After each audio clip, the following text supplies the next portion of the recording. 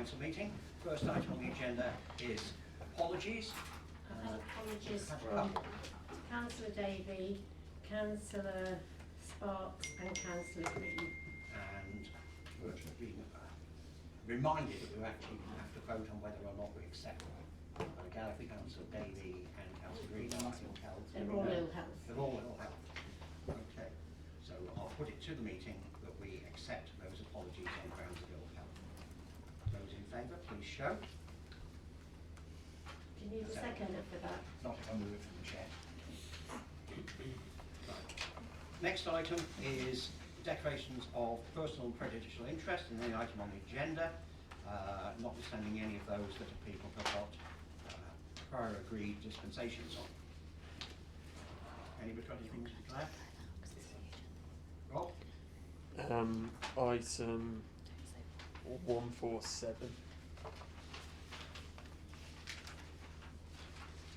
In what capacity are you declaring? It relates to my employer. Right, in which case it's probably pecuniary interest, or at least prejudicial. So when we get to that, we'll ask you to Sure. step aside. Anybody else? Next item, any new requests for dispensation? Have we had any? No? Item 132, car parking. Let me introduce, I should be a bit remiss, I should have done before starting, Josh Newbury, who is Deputy Leader of Cabinet Change and Cabinet Member with responsibility for town centres. I don't know what your actual title is. It's regeneration high streets, but yeah, normal parlance, that's high streets and town centres. Okay. Right, now how do you want to deal with this? Councillor Kirkham has asked for it to be on the agenda. Would you like Councillor Kirkham to speak first and then you respond? Yeah, happy Yep. for Councillor Kirkham? I think the original item was proposed by Councillor Miller. He'd been excluded from the meeting, so I spoke on what I believed he was going to talk about. I since followed up with Councillor Hodson's Councillor Hodson's request with a freedom of information request to the council, which proved quite illuminating. In that Cannock Town Centre and Rugeley Town Centre are the only two which are actually paying anything. And I've done a few sums there. I don't know whether you've seen this before, Josh. yeah. Yeah. Okay. And I think logically, I mean, one of the things that surprised me was the penalty charge income, which I think realistically you have to take out of the equation because it's windfall profit effectively.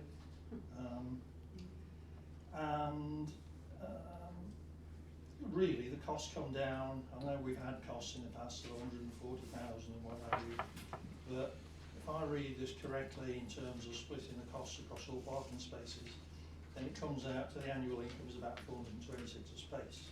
Right? Therefore, Rugeley contributes about 99,000, and if the total parking income is apportioned across Rugeley and Cannock, then the income from Rugeley suddenly leaps to 143,000. So, I mean, we can go through all the issues in there, but basically, anything that provides traffic into the town centre is going to be good to regenerate the town centre. I've spoken to a number of retailers in the town, and they all say that people who used to visit from afar no longer do. Now, there is a comparison with Cannock in that Cannock doesn't have any supermarket parking, so all the parking in Cannock is largely charged and council provided, I think. Whereas in Rugeley, we have two large supermarkets. I know people who walk in from Tesco's. I know also a lot of people who will park on the Sainsbury's site in preference. Morrison's. Morrison's. Yeah. So, as far as I'm concerned, as a councillor trying to speak on behalf of the Rugeley community, I think we need to explore something which can attract people into the town centre. Whether it's half an hour's free parking, whether it's 2 hours, whether it's 1 hour, there must be some way of achieving this. And I don't think no is an option. give them a state of the town centre. Okay. Is all I want to say? Okay. Did you want me to? Yeah. Okay. Anything you want to read about it? Well, thank you, Chair. So, yeah, thank you, Councillor Kirkham, for bringing this, and thank you all for inviting me to speak to you this evening. I think I last came to speak to the Town Council on this about 3 years ago, and at that point we were all on Zoom, and my connection wasn't great at the time, so it's good to be in person so we don't have those issues. I very much appreciate that this is a concern kind of across the country, really. You know, how we get more people into our town centre, spending money in local businesses. Obviously I think that's an aim that we all share, but I think from my perspective, obviously I'm speaking on behalf of the District Council, and if I may, I'd like to just give a brief sort of history of where we got to from the last time I came to speak to the Town Council up to, you know, what we covered at that point and where we are now. So we, as I mentioned, received a request from this Town Council on the 6th of November 2020, asking the District Council to consider providing free parking permanently in Rugeley Town Centre, obviously just the car parks that the District Council owns. We wrote back to the Town Council on the 17th of December to state we couldn't agree to that due to the impact that would have on our budget, our financial position, and also the fact that we hadn't seen kind of firm evidence that pointed to the fact that parking alone would generate a large increase in footfall into the town. Obviously there are a number of factors as to why people may or may not come into town centres, and at that point obviously we were really looking to encourage footfall to help our businesses recover from the impact of the pandemic as the government support was tailing off. So we wrote to, you as a town council again wrote to us on the 30th of January 2021, offering a one-off financial contribution of 25 to 30,000 pounds to ensure that car parking would be free, and that would be for a 12-month period. And that stated that the Town Council wished to have the same arrangement that Hensford Town Council had, whereby that Town Council contributes its own funding to the District Council in exchange for free car parking across those District Council car parks. So we explained that arrangement with Hensford Town Council, that was part of a legal agreement that was signed, I think, well over 20 years ago. It was not long after the millennium. And we weren't, you know, that was in exchange for CCTV in the town centre, and that arrangement's kind of stood since. We, as a district council, we considered the town council's request formally at a meeting on the 28th of January in 2021. And the information that was presented to us as a cabinet at that time, so I was the cabinet member responsible for environment and climate change at that point, which included car parks for some reason.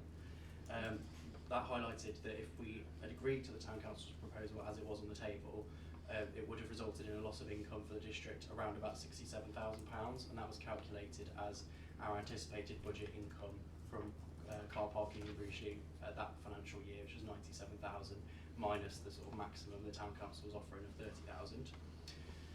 We estimated that pre-COVID it would have been more like a £100,000 loss, but obviously football had taken quite a hit because of the pandemic. We also had to consider the fact that in February of 2020 the council had decided to spend £100,000 putting in new car parking machines to allow for card and contactless payments, and obviously they'd only just been installed in the December of that year, so we hadn't really had a chance to even use them for very long in Rugeley either. So we also had to obviously look, as we do every year, at our overall financial position as a district council, and at that point we had a projected budget deficit of £300,000, which was quite considerable, but the financial outlook for the council, I can tell you now, is considerably worse. So on that basis we had to reject the Town Council's request, but I think we felt as a cabinet that we didn't just want to dismiss it out of hand, and we were very much open to trying some sort of solution that wouldn't have such a big financial impact on the council, but hopefully would encourage footfall into the town. At least try some of these concepts around, if we help people with the cost of parking, will that, you know, be something that does boost footfall? So we there was a call in from one of the committees on the council to that decision, but that wasn't referred back to cabinet. That call in was rejected. So in the June of 2021, the previous administration that then took over after the elections decided to proceed with a proposal that had been formulated whilst I was the cabinet member, which was an idea to provide us what we kind of badged a loyalty scheme. So we gave participating businesses in the town centre £500 and asked them if somebody came in to spend at least £10 in their business, they'd ask them whether they'd paid for parking that day. If they had, they'd get £2 off, which I think was the equivalent of an hour's free parking at that point.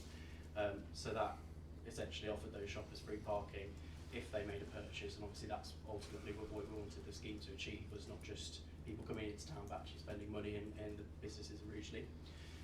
So as I said, that was carried on by the Conservative administration when they came in. It used some unused COVID recovery funding, so it wasn't coming out of the council's general reserves.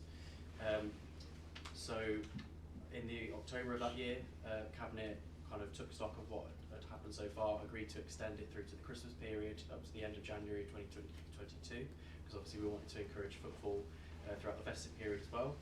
And then that administration received a report in February of 2022 on the outcomes of the trial. So unfortunately, we really didn't get the success with the scheme that we'd hoped. I think there was a lot of enthusiasm from councillors across the chamber for that concept as something we could potentially have looked at across the district. Officers were kind of working, needed to work through the complexities of it, but then they were also quite keen to try it, see what happened. But I don't have the exact figures to hand, but we just didn't get the uptake from either businesses or shoppers claiming the money that we hoped, and so the total amount of budget that was allocated didn't actually end up fully being spent because we didn't have enough businesses come forward to participate. So obviously I'm happy to come back here and to discuss the matter again, but I have to say that the District Council's financial position is still difficult. We are awaiting the government's financial settlement for next financial year. We're hoping to get that around about Christmas, just before Christmas, but we still don't know exactly what our budget will be for next year. So we are obviously legally bound to set a balanced budget as well, and car parking income is one of our biggest sort of streams of income. So any reduction in that we would need to make up elsewhere. Either that's replacement income from somewhere else, or obviously offsetting that by cutting services elsewhere. We've obviously the council, as you may have heard, has taken the decision next financial year to introduce charges at two train station car parks, so Rugeley Town, but also the long stay bays in Hensford car park on Anglesey Street. So there will be charges in Hensford in those long stay bays for people that are using the train station to commute. And we also, as a district council, our officers are keen to initiate a kind of a wholesale review of car parking in the district as a precursor to developing a new car parking strategy and action plan. So we want to consider the potential future demand for car parking in all of our town and village centres, and balance that with the supply that we've got, the location of those car parks, they're in the right place, the charges that we have, how they work out, and also any kind of other innovative measures we can take, looking at what's going on elsewhere in the country, see if there's anything we can do differently, and then obviously looking at the financial impact of any options that came out of that. And that's a big piece of work, and if we're going to do that, we have to devote a lot of our staff time to do that. We're very willing to do that, because I think it's something that is probably long overdue, that we need to have a proper look at parking across the district. But obviously anything that we discussed tonight, anything that the town council came up with, would have to be considered as part of the council's overall budget setting processes. So we would need a sort of formal proposal from the town council to the leader of the district council, who's responsible for the budget process overall, and then we'd consider that as part of our budget setting processes, as we do every year, sort of towards the end of the year, beginning of the new year, before we set our budget in February. So we are very open to discussing with you, what may be happening elsewhere in the country that may have worked, or any other ideas you've got to boost footfall. But I think we've sadly seen with the trial that didn't go as well as we'd hoped, that car parking isn't the kind of silver bullet on its own to get people back into town. But as I said, very happy to continue the discussion. I'm very happy to look at any proposals that came forward from the town council. I think that's it for me. Okay. Ian? Two questions, Josh, if I may. We took part in that trial. Things have moved on with social media and things since then. And yes, I agree the uptake was awful. I mean, I think you gave us 500 quid up front, and I dare say we spent a fraction of that, is the honest answer to the question. So perhaps we could look at that again. The other thing is, now we've got all these newfangled machines, is it possible to actually work out how long people are putting in? Let's say they're putting in for 2-3 hours, 2 hours, 1 hour, 3 hours. So if we were to look at, say, as I think Councillor Kirkham mentions in here, either half an hour or an hour free, what the actual cost implications of that are, or if in fact the half hour could be built in, and then perhaps some of the other costs increase slightly to cover anyone that's long-term parking rather than short-term parking. Okay. Yeah, I'm happy to take that back and come back to you on that one. Anyone else? No, but can I comment on this? It's fantastic. Which It's some one? work for me. It's some work for me. I'm going to get you around as a secret squirrel. Just Can I just add one thing as well? I should have probably mentioned when I was speaking that just on the point around the fact that Rugeley's got big supermarket car parks that offer a certain amount of free parking. In Cannock we do have a large Asda and Morrison's car parks, and although they're officially reserved for customers, people do routinely use them to park for free, and it's not too long a walk if you're able-bodied into the town. So particularly the Asda car park, I think it offers a couple of hours free, and a lot of people do take advantage of that. So if that weren't there, then the income from Cannock's district council car parks would probably be even higher. So I suspect, which it used to be. Yeah, there might be maybe more people doing that in Rugeley, but there's certainly quite a lot doing it in Cannock as well. Hello, Josh. Hello. Question. So obviously it's Tesco's that went into Hensford. Yeah. Yeah. So we've now got a Aldi, Lidl, whatever it is. I think we've got both coming, haven't we? So can we not try and negotiate, the council try and negotiate with them to have the same sort of thing going on in Rugeley, where they could pay for our CCTV, blah, blah, blah, blah, whatever it might be? Why was we asked that we have to put that as part of the planning? And if not, without being funny, why not? Because you've got two seconds. Sorry, yeah. You've got two big supermarkets that are just being built there. They're reaping the benefits, and really we had a huge Tesco just outside of Rugeley.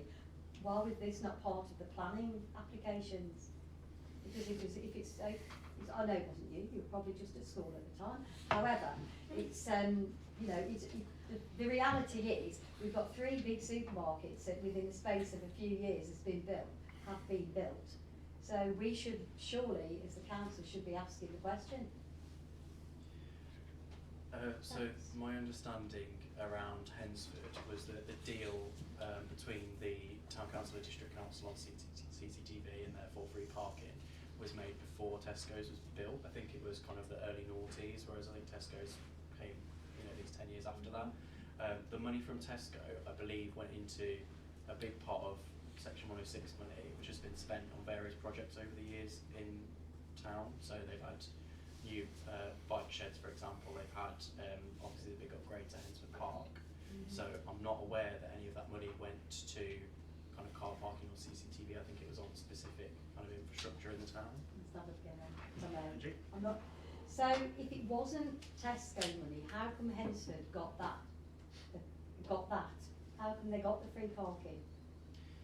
It was a legal agreement that was signed between the two councils around about the year 2000, and it was, there was a perceived need for more CCTV in the town, and the agreement was struck that Hensford Town Council would pay towards that CCTV, and in exchange the district council were offering them free parking, and that was signed as a legal agreement, and there was no kind of sunsetting date on that, there was no end date, so there's no kind of, there's no final I do date to that think deal. though that when you look at those figures, it's bad. It doesn't matter on anybody's, whichever political party, it's bad, because we've also got an issue with CCTV not actually being even turned on here, and we're far bigger, and yet we we seem to be, it's just unfair.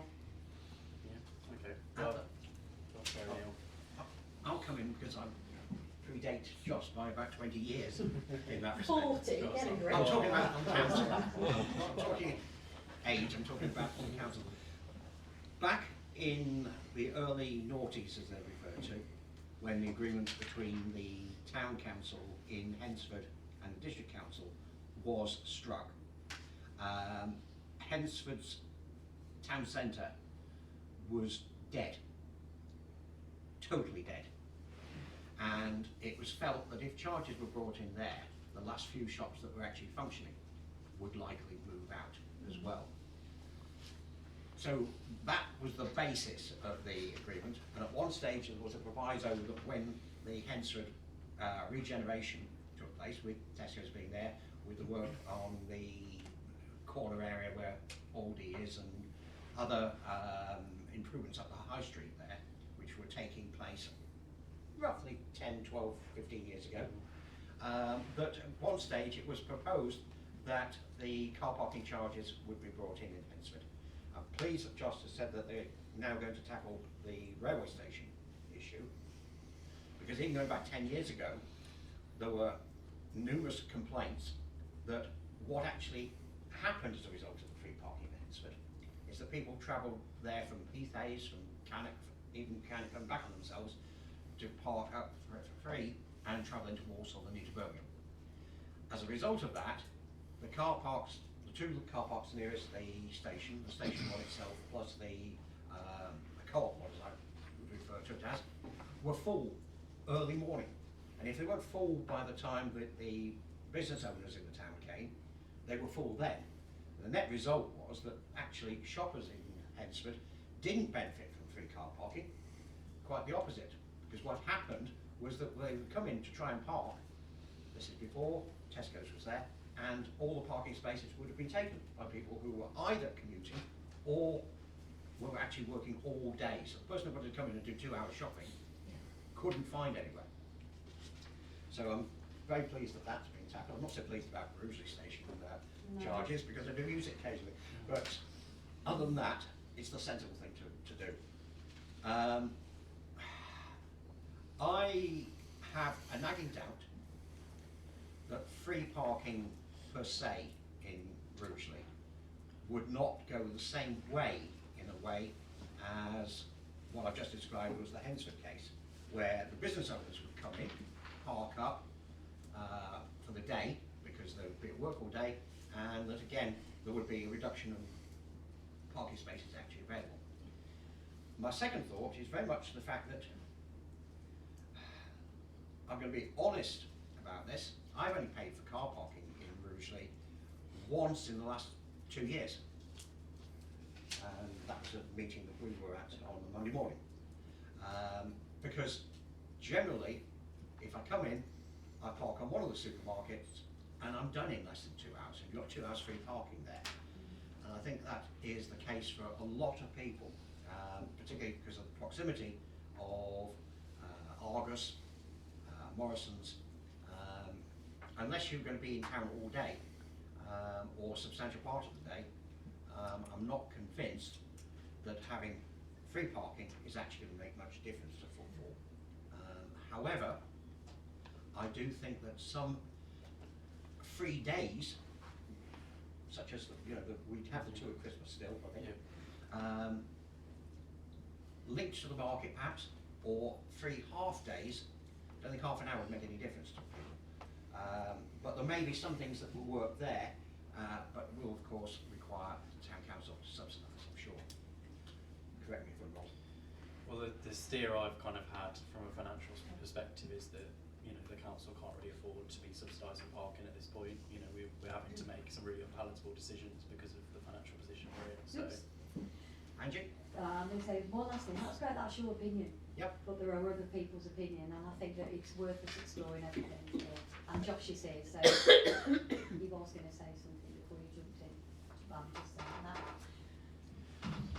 I was just going to say that I think if we'd had a more promising outcome from the pilot, that definitely would have been something we'd been interested in looking at, because from our mind it helped the local businesses, particularly the independents in the town, were able to sign up for the scheme.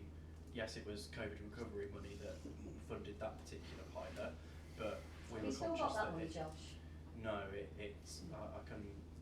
not sure exactly, you know, what it was spent on in the end, but it all had to be used because it had a clear end date Got to it. loads of lovely Section 106 money so whizzing Rugeley, isn't there? Coming round. Well, there'll certainly be a lot, especially when the power There's gonna be station a lot, Aldi and Lidl community starts to be prices. built. Yeah, yeah, absolutely, and I'm happy to you know look into what that money's been allocated for or how much is unallocated if you'd like to. That's something that sits under my portfolio as well. So. That's one person. Let me just see if there's anybody else. No, Glenn? Thanks, Josh. I mean, you've provided a few pointers which I'd like to explore. One thing you said is that you need evidence that footfall is going to increase. With car parking, it's going to be very difficult to achieve, and the only way, like we said, that ever being achieved is on a pilot basis. Councillor Hodgson made a very good point about the ticket machines. You know, we've got technology on our side now, so it must be possible to do an analysis of what the histogram is of the breakdown and how long people park. You know? And if we could do a time analysis on that, that would be great. The shop discount scheme, to be honest, I think that was just administratively intense. Right? I live in Rugeley, I never used it, right? Because I just couldn't be bothered, to be honest. Right? And I think a lot of people fell into that category. So you'd say you'd listen to a proposal, right? The thing about proposals is there's no point in proposal something that isn't viable. Right? So my proposal at the bottom of this paper is that we actually get a commitment from yourself, Josh, or wherever it may be, that we can actually set up a small working party with the officers that are responsible for juggling the figures and coming up with the algorithms of you know, what incomes in what bracket from what area. And then we can come away and basically we might come to this forum and say, we've had a look at it, we got no chance, right? But at least we know we've picked our best shots. You know? Yeah. Is that something that you would commit to? Absolutely. I mean, I can't promise that we'll be able to get council officers there because obviously they do work, you know, normal office hours, Yeah. and you guys tend to meet in the evening. But on their behalf, I'm happy to come to those meetings if it's useful Okay. to feed in from the district council, take things away, and come back to you. No, I'm thinking Happy to more do of that. us talking to the officers, right? Okay. Even if it's on a 9 to 5 basis. Well, I'm happy to try and set up a meeting with them. Yeah, I mean, that'd be no problem at excellent. all. Yeah. So I say I've got a proposal here that we appoint a small working party. If I can propose that, we appoint a small working party of say 3. I'm suggesting new councillors because new ideas tend to come up with new solutions. To discuss with the officers possibility for car parks to research options to allow some liberty free parking. So I'd like to propose that. I'll second it. Okay. Can we have a proposal of names in that case? Go on it. That's fine. Yeah. Trader, I think you'd find yourself in a, No, I'm Position. not with Bamboo. because one argument would be, follow the training we had last Friday, that you've got a pecuniary interest because you park your car for free all day while we're working. Okay. Can I propose Councillor Sparks in his absence? Why not? Oh, bugger. He deserves it. Who else isn't here? Councillor Barkers, isn't? And he didn't give his apologies. Have we got another volunteer? Ian? Yeah, go on. Okay, so we've got 3 names. I'll do it. I'm not on a committee. No, but you trade in the town. Even better. No, it's a pecuniary interest. Does it become a pecuniary interest when we make a proposal? Yes, Or a pecuniary interest just when you're doing the research? because you are biased. You heard it on Friday. Potentially you're biased because it's in your self-interest to have free parking, because you're then going to park for free during the day. But you could say I've got a pecuniary interest in parking in that case. I'd park for free. I'd So park, I've got my own everybody else in space. the room. To a lesser That's degree. Kieran doesn't drive. didn't know that. It's very interesting. Right. You've got your own private space. I've got my own parking space. It's a private parking space. If what? If we're okay with, for example, Kieran and Councillor Miller being involved. So, I think they say it on the front line, the problem. But Absolutely. does it make a I peculiar totally agree. Does it make a peculiar thingy? We have seafood lots. I think we're just doing the research, then. Yeah, well, I think we're just getting advice really. What do you think? I mean, because they've got town centre businesses, they essentially can have a pecuniary interest because they're going to benefit themselves personally. So Kieran doesn't drive, does that remove that? But you shop with your clients. But your customers would benefit, same with Councillor Miller, does he always use his designated space, but his customers would still benefit? I think it's quite a grey area that would, could lead people to misinterpret the reasons for being on the group. Okay, that's the answer then. So we have got 3 names that don't have any pecuniary interest other than the general interest, and that's the key point on interest. If your interest is no more than anybody else's, then basically that's the get out clause, if you like. So those 3 have been proposed. Those in favour, please show. So that was seconded by Councillor Cooney, yes? Yeah. Absolutely. What about the proposal to set up, No, that was it. oh right, okay. And I just asked for names to be Yeah. included in it. Okay, Josh, Okay. thank you very much Thank indeed. you for having See you us. again. No problem at all. Let's come back over. Right, carefully on the ice. Obviously, roadworks coming in. Oh, God, when are they ever going to finish? No, honestly, I'll have to do research on That's nonsense. Right. I'll wait a moment for Josh to get his coat on. Think first. Thank you. Okay, thank you very much. Hi, thank you.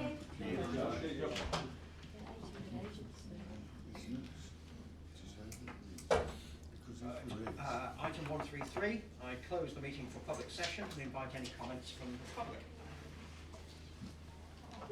Evening, councillors. I've got a couple of questions. The minutes, excuse me, the minutes on the 4th of the 10th, item 105/1, transparency and a press report to be circulated with the next newsletter. Have we had a newsletter? Have we had a report? We haven't had a newsletter When's the next one scheduled? after Christmas. So it was to prepare a press release, not the minutes, and to circulate it with the next newsletter. We are currently working on the next newsletter.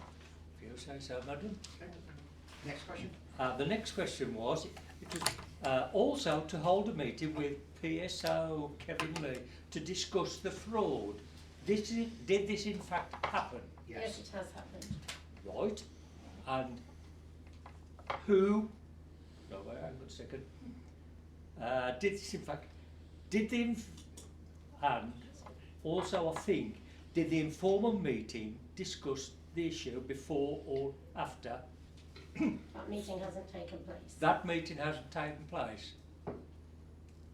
So you've had a meeting with the policeman, and he's given somebody who has he given a report to?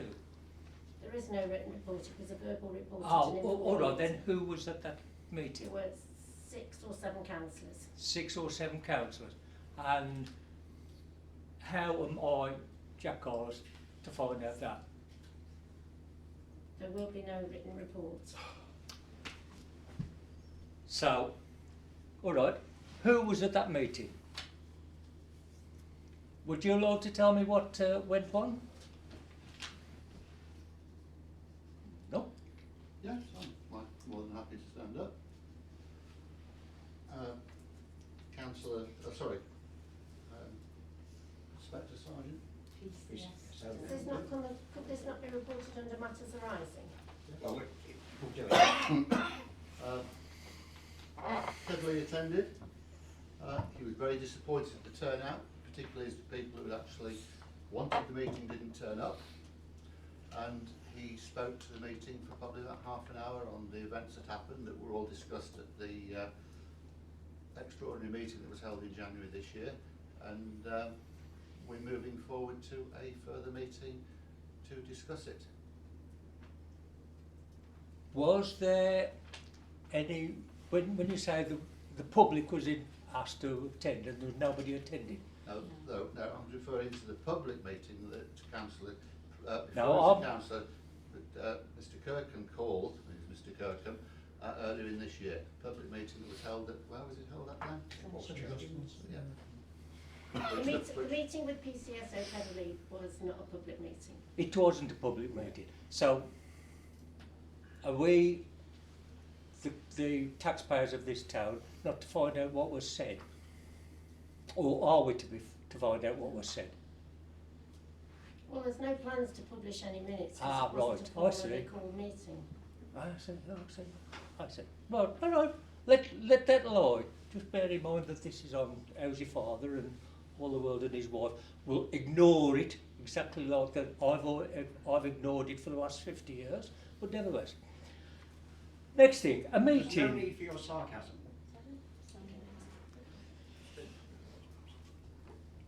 I shall disregard that remark. At the meeting on the 1st of the 11th, a request was made for the public to send out to discuss a confidential matter. I did leave, but one other did not. Or did I just not notice this other person did? He left after you. He did leave. Yes, he did. Well, in that case, that we can. If this is so, did I just not see him go? Right.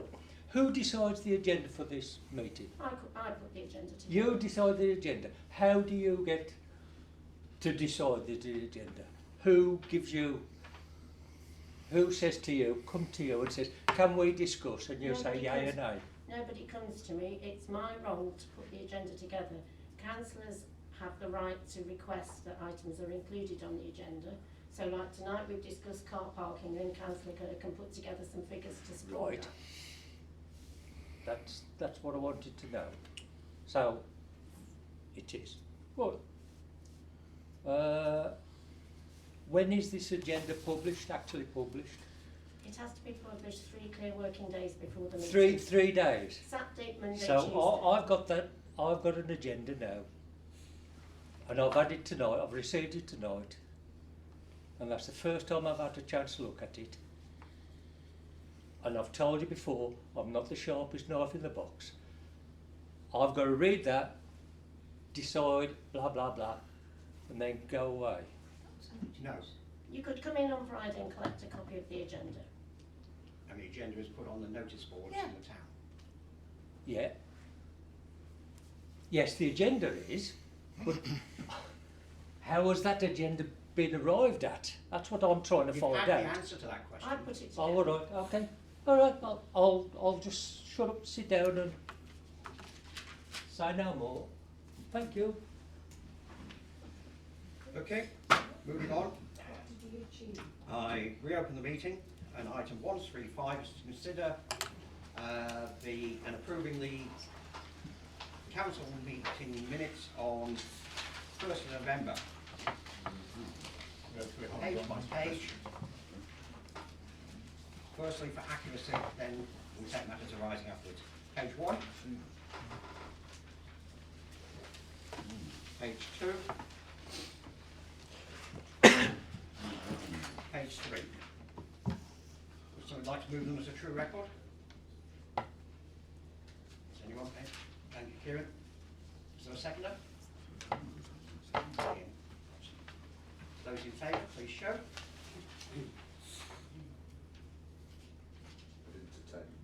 Any against? Matters are approved. Next is matters arising. Page by page, please interrupt me, Sue, when we've got anything for matters arising. Page 1. Page 2. Right, I haven't sent you details of an amendment to the minutes. I'm proposing that minute 105 from the previous meeting, if you've looked at the clerk's report, it's the first item on there. Following a check of the recording, I can confirm that the meeting with PCSO Lee was discussed but no vote was actually taken. So my suggestion is that the council agrees that the following minute, that the minute be deleted and revised to read. It was proposed to hold an informal meeting of councillors to discuss all the issues and innuendos surrounding the fraud to clear the air prior to issuing the press release, and that this was proposed by Councillor Kirkham and seconded by Councillor Cooney, and the motion was carried, and that removes any reference to the meeting with PCSO Lee. Councillor Kirkham? Yeah, sorry, obviously didn't make this clear when I raised it at the previous meeting, that item 105.1, that paragraph, which ends with proposed Councillor Focek, seconded Councillor Cooney, was not voted on. Yes, So so it I was discussed. propose that it be deleted and replaced with the paragraph that I put there.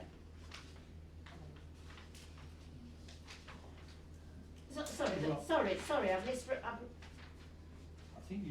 misread it actually. Yeah. I'm suggesting that that we delete that little bit and that the bit that I put in.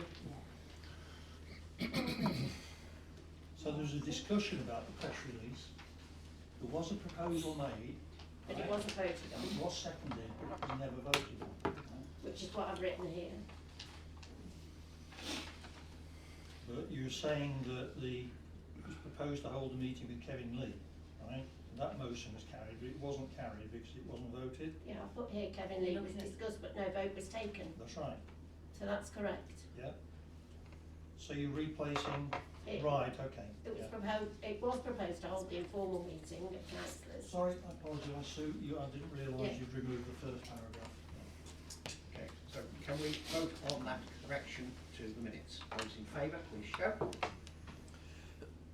Anyone against? Do we need a proposer and seconder for that? Can I just say, I'll propose. I'll second. Thank you. Okay. Right. Item 137 is to note. Yeah, I stopped at the top of page 2, you haven't gone through the rest you of did, the matter you of did. either. Page 3. Well, really on the same on that page, we didn't hold the informal meeting of councillors due to the low turnout and the length of the afternoon, so you need to decide if you wish to go ahead and arrange that. To clear the air meeting, because you agreed to do that before you prepare the press release.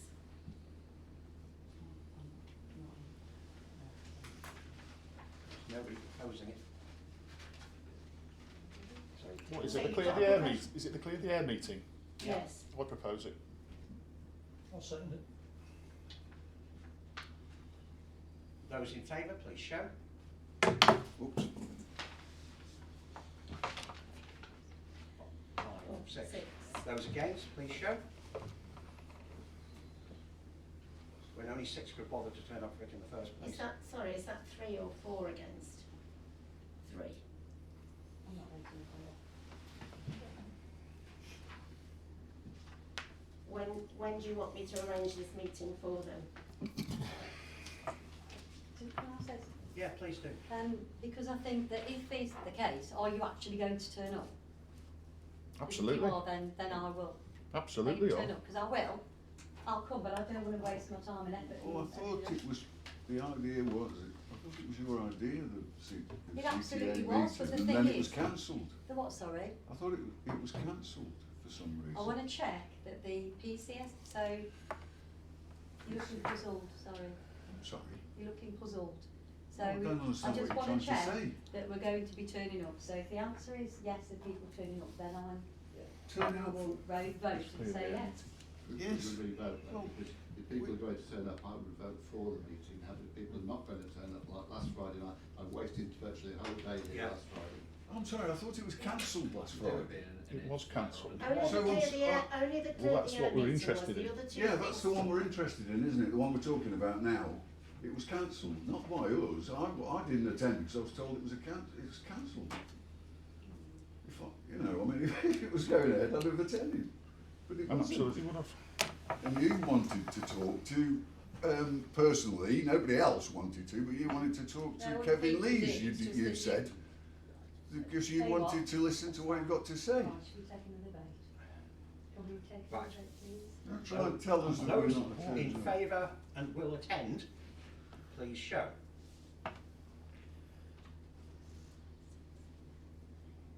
Ten. That's therefore. Those against, please show. Can we take a, that's carried. Can we see who's going to actually attend? And I would like to know what time of day you want it to be arranged. If you're more successive, it was a bit later on in the day. Yeah, Yeah, that's Those fine. obligations out the way. Okay, moving on. So an evening meeting. Yes, we do. Right. Can I just also add, just for the accuracy of your records, that the guy that we're talking about, who was originally referred to as the arresting officer Would you in stand, the please? case. Yeah, no problem. When it was pointed out that he wasn't the arresting officer, he was then referred to as the investigating officer. And when I questioned that, I think I was told he was then now the instigating officer. And now you keep referring to him as a PCSO. The guy isn't a PCSO, he's a special constable. And there's a big difference. Just so you all know what we're talking about. I myself served over 20 years as a policeman on the front line in uniform and CID, and I know the difference, and you people ought to know that what you're talking about, and don't give people credence they haven't got. It's just that simple. Kieran? Just a quick one. He's actually a special sergeant, Oh, not a special PC. He's actually a special sergeant, Okay. acting inspector as well. right. I am moving on. Well, the key word is special. Right. Item 137 is to note the minutes of the road committee held on the 11th of You October. haven't approved the confidential minutes. We don't do that until we get Oh, right. confidential. Okay, fine.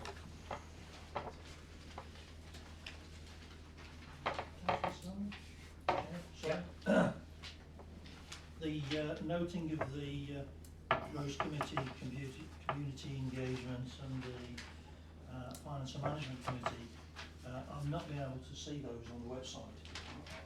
We are aware that there is a problem. Yeah. They keep saying they've sorted the problem. Ali has spoken to them again today. Well, I did check it in today. and they're Yes, not we've there. checked. I've tried to get them up today, and we know it's not working. So, would it not be a good idea, I know it's extra paper, right, but should we not have those minutes? Okay, I'll with send them that? out. Okay. Because I don't see how we can note the minutes when we don't see them. I'm sure the website, unreliable as it's proving to be, will be back up at some point in time. It's not that it's not there, right, it's just that when you click on the link, it comes up far left out. Ah, We are aware. okay, moving on. 138, Town Centre listed buildings, follow up from the October meeting. Is there anything to report? Olivia? It said about the working party here. It was proposed to set up a working party. No, it wasn't. Well, that's the minutes you just approved. I can give you this one today, if that To helps. liaise initially with the district. And Their minutes responsibility. are incorrect. Right, I've got sciatica, so I do apologise. So last time I discussed, we chatted about the Clinton Card building, and I provided quite an extensive update on that. At the district there is a lady called Maria, which is a new planning consultant, and she is a specialist in conservation and listed buildings. I did go back and I did say, if we were to set up a working party, would they be able to effectively have an officer with that experience, and they're more than happy to do that. Okay, and that's to look at conservation in general. To provide sort of guidance in terms of what the powers are under section 215 of the Act. So effectively, to go through, because we questioned when the district can act, when they can't act, particularly in relation to private property. So effectively to come and engage with the working group or with full council, we added it as an agenda item to give us summary as to what those powers are. Are you proposing it be a visit to full council. Yeah, I think that would be a good idea so that everyone's here. I'll second that. That's been moved and seconded. Those in favour, please show. Any against? Item 139, Town Council emails. A number of councillors are still using personal emails to send and receive council documents, and we've been advised that this is not a safe thing to do.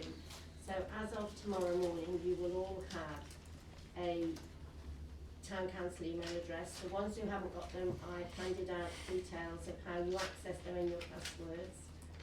And an email's coming to all of you in the morning detailing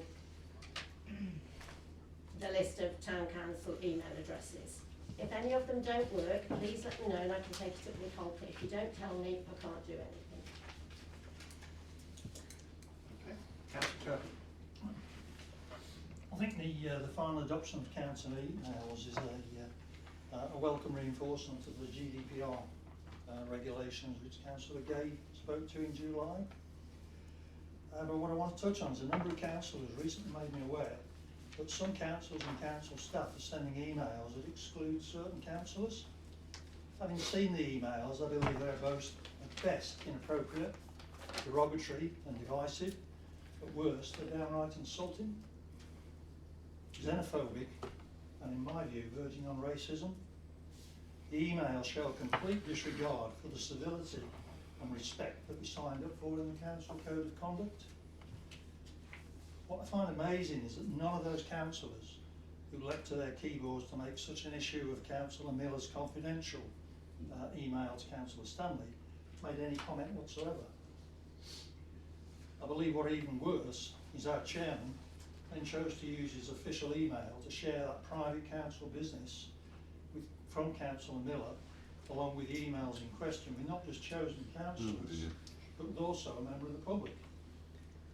In light of the recent discussions about council civility and respect, I'd like to ask the following questions. Can Councillor Cooney please explain to the council what she meant by the phrase friggin' hell, definitely Glenn Knobhead, and who the feck does he think he is in the email she sent to Councillor Stanley on the 23rd of September?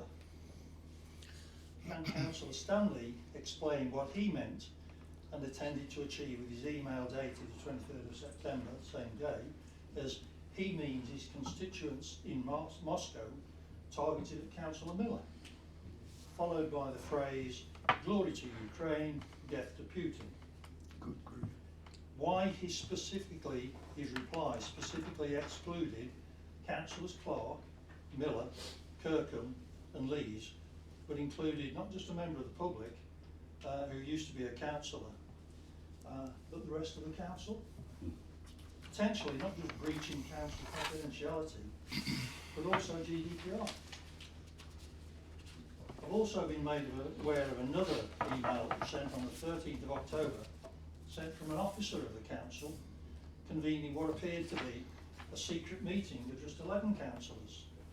The email went to all councillors except Councillors Ansell, Clark, Focek, Hart, Miller, myself, Lees and Davey. What was the business of that meeting and why was it not convened by the town clerk? The business of that meeting was a group meeting of councillors, which is quite normal procedure. If councillors in any grouping, whether it be political or otherwise, wish to actually convene a meeting, it's a councillors meeting, not a council meeting. So you're advocating that the 11 councillors are a political grouping? Without the capital P, it's a grouping. Okay. Right, but my question was, if it was a meeting for council business, why all councillors were not notified? Because it wasn't a council meeting. And if the meeting was not for council business, then why were council resources being used? It was a meeting of council laws, not a council meeting. I won't repeat myself again. I want to move to some proposals now, right? I have copies of the emails here if anybody wants to see them.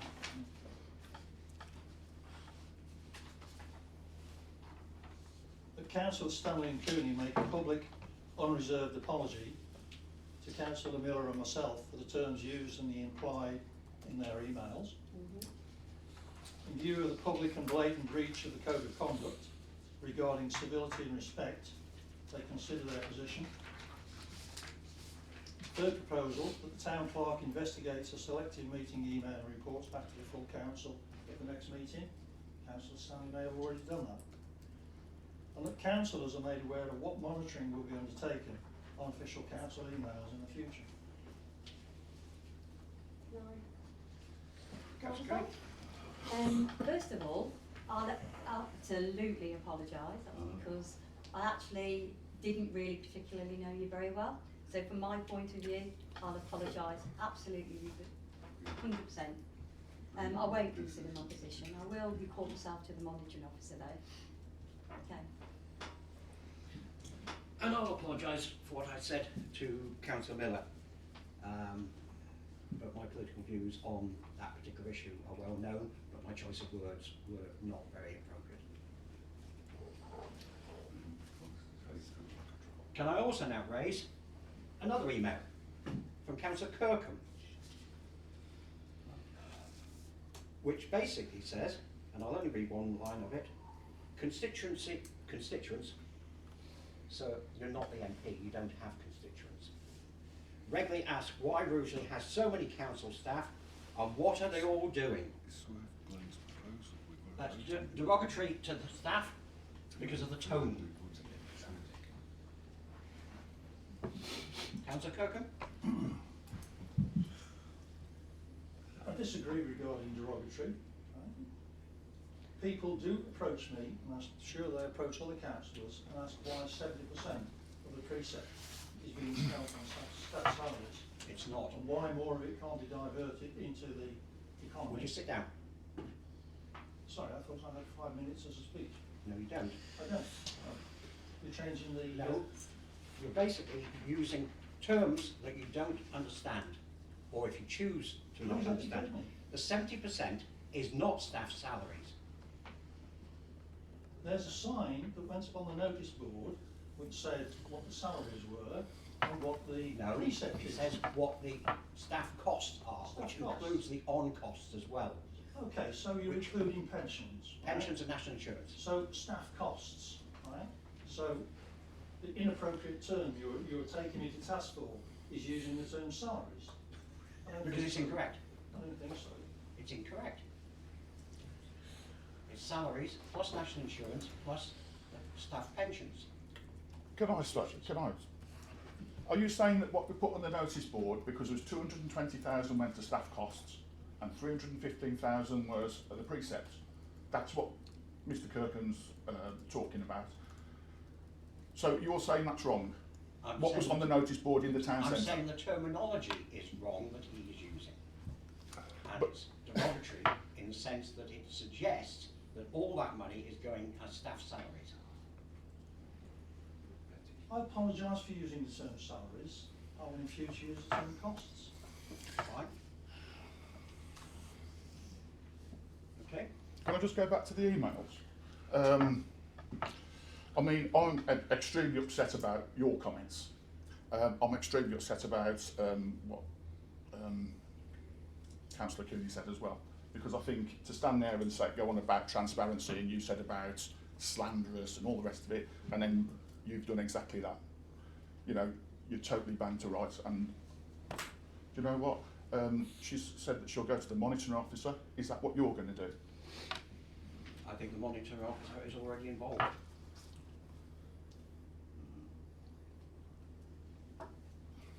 So, would you clarify, Chair, right? Who's reported this to the monitoring officer? I think the monitoring officer, I didn't say anyone reported it, I said the monitoring officer is already aware. Choose my words. So how would the monitoring officer be aware if nobody had commented to the monitoring There's a officer? difference between making a complaint and actually making the monitoring officer aware of things that have been going on. Oh, so you handed yourself into the monitor officer? Is that what you're saying? No, Well, what are you saying then? I'm saying I've apologised for the misuse of language. No, what is this connection with the monitoring officer? How do you know that the monitoring officer is aware? I'm aware that the monitoring officer is observing what's happening at Rugeley Town How Council. are you aware? Because I'm awake. So you're not telling us that either? No, I'm There's not. a lot of secrets in this place, isn't there? Can I just ask A lot another of question? secrets. Can I I'm just ask another surprised. question? I'm shocked actually. Your secret group then, which has had a meeting in the council offices that you seem to think is okay, is Well, the I monitor know. officer aware of that as well, that a member of staff has called selective councillors to a meeting? And do you think that's acceptable? Don't you think that if you did have a meeting and you wasn't included all the councillors, that they should be aware of it even though they're not included and they're not invited? No. You don't think that's No. you don't think that's good etiquette? We're aware. So you, as the It's in- chairman, you've decided that it's not good etiquette, it's not good practice to keep it transparent only when it suits you. Because you said to me about transparency, you shared an email all in name that I shared with you, and it was private and confidential, but because you've got a group now that you think is private and confidential, you're hiding that from us, but when it suits you, it's all got to be transparent. That's what you're saying, Not what I'm basically. saying at all. Of course it It is. is. Yeah, it It's is normal. actually. Clarify it. It seems to be. Clarify it. You know, we all understand the same language, and we're speaking the same language, and maybe we're not as Enough. sophisticated as you, Enough. maybe, but we'd like to hear It it is simply. common practice for councils to operate on No, group. no, it's not. It's It's not for to staff. insult other Staff to councillors call It's not. councillors and is absolutely exclude the wrong. ones you're insulting. That's diabolical. Really. It's beyond the pale. Really is. If we are going to have consistent and interruptions and more than one member speaking at a time, then we will have no choice but to abandon this meeting. That'd be very suitable.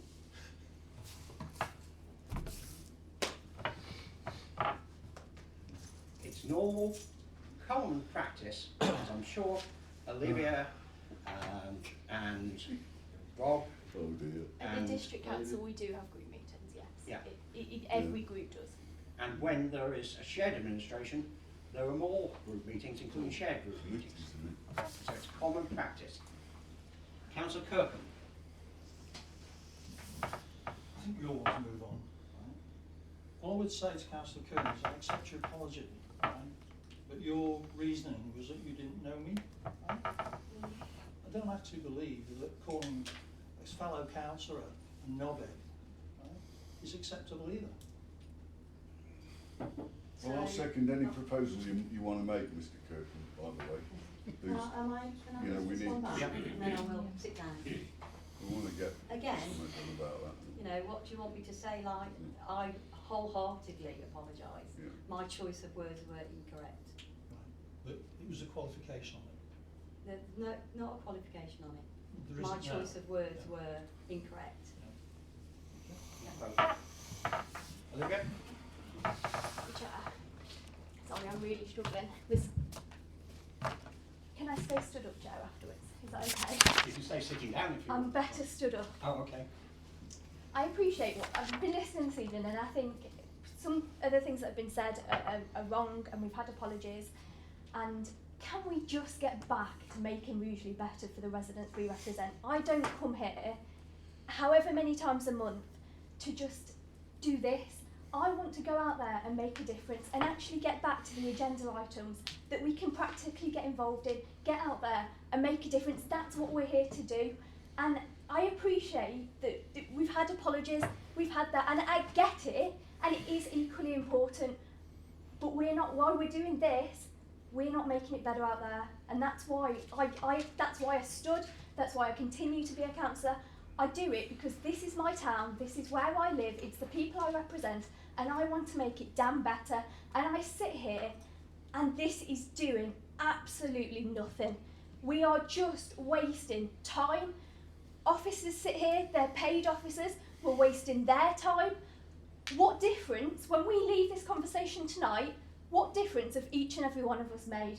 Can we stand up and say, yeah, we really contributed to something practical in this town, we really made a difference?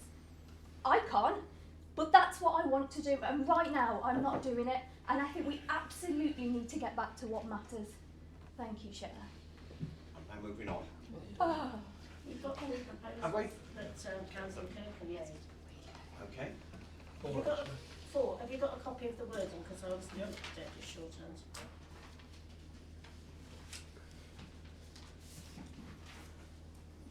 Thank you.